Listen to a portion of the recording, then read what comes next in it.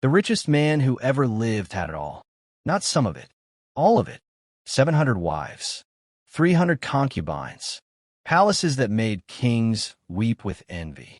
Gold so abundant his servants used silver the way you use paper cups, just throwing it away.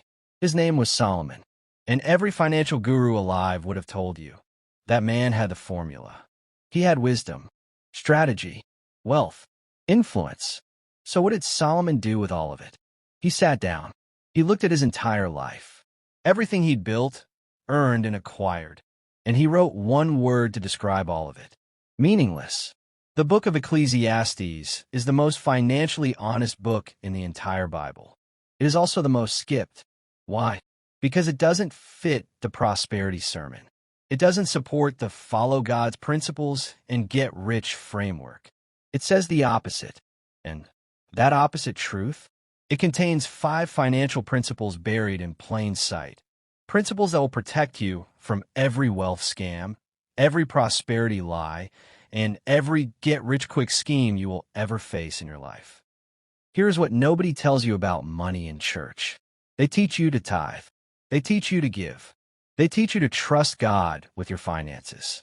But very few pastors stand at that pulpit and say what Solomon said, that you can chase wealth your entire life. You can work hard, save obediently, and follow every rule, and still end up empty. So what's the difference? What separates those who find true financial peace from those who spend 40 years in financial anxiety, even with a good income? The answer isn't a bigger salary. It isn't a better 401k. It isn't even more faith. It's a framework, hidden right here, in the book most people flip past on the way to Psalms. Stay with me, because the 5 principles we're about to uncover have already changed thousands of lives. And one of them is almost certainly the exact thing you need to hear today. Meet David and Carol, married 28 years, 2 kids through college, church every Sunday without fail. David drove trucks for 30 years. Carol worked as a school administrator. Together, they made a decent living. But somehow, and David still can't fully explain it, they were always behind. Not because they were irresponsible, not because they were sinful, but because nobody ever sat them down and showed them how money actually worked from a biblical perspective. So they did what most people do. They earned. They spent. They gave at church. They meant to save. And one Tuesday morning, David sat at their kitchen table and did the math. He was 58 years old. He had 11 years until retirement. And he had $14,000 in savings. $14,000. He said it felt like the floor had disappeared, like the last 30 years had just evaporated. He picked up his Bible that night, not because he felt faith, but because he didn't know where else to turn. And somehow, he ended up in Ecclesiastes. David had read the Bible cover to cover 3 times, but he had never really read Ecclesiastes. He assumed it was just poetry, just wisdom for the soul, not wisdom for the wallet. He was wrong.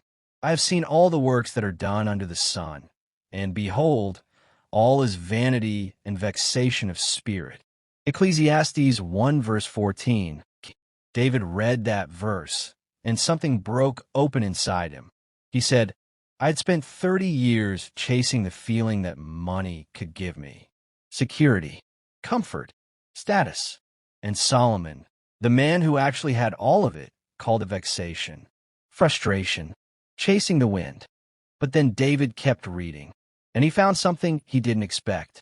He found a formula, not a get-rich formula, not a prosperity promise, a stewardship framework, practical, actionable, and rooted in the most honest financial truth ever written. David spent the next 6 months doing something unusual. He read Ecclesiastes as a financial textbook, and what he found changed everything. Here are the 5 principles Solomon hid in plain sight. Principle 1. Money has limits, and that's not a problem. Whoever loves money never has enough.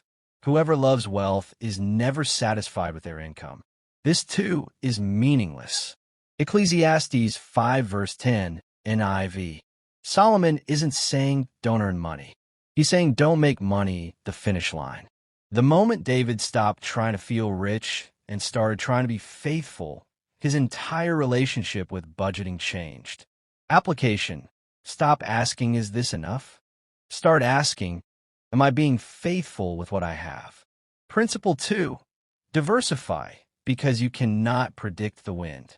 Invest in 7 ventures, yes, in 8. You do not know what disaster may come upon the land. Ecclesiastes 11 verse 2, NIV. This is 3,000 years old, and it is exactly what modern financial advisors call diversification. Solomon was telling his people, do not put everything in one place. Spread your investment. Protect against the unknown. David had every retirement dollar in one account. One type of investment, one strategy. He started diversifying immediately. Principle 3. There are seasons, and they don't last forever. To everything there is a season, and a time to every purpose under the heaven. Ecclesiastes 3 verse 1, KJV. Financial hardship is not permanent. Financial abundance is not guaranteed. Solomon is teaching us to plan across seasons, not just react to the one we're in. When David was in a hard season, he stopped spending like it would never end. He built a budget that respected both the winter and the harvest. Principle 4. 2 are better than 1. Build with community. 2 are better than 1 because they have a good return for their labor. If either of them falls down, one can help the other up. Ecclesiastes 4 verses 9 to 10, NIV. David and Carol have been making financial decisions alone. They brought in a Christian financial counselor. They joined a financial peace group at their church. Accountability changed everything. Principle 5. Fear God, not the market. Fear God and keep his commandments, for this is the duty of all mankind. Ecclesiastes 12, verse 13, NIV. This is Solomon's conclusion, his final answer after testing every financial theory possible. Not fear inflation, not fear recession. Fear God. Make decisions that honor him. That single shift removed David's anxiety more than any investment ever had.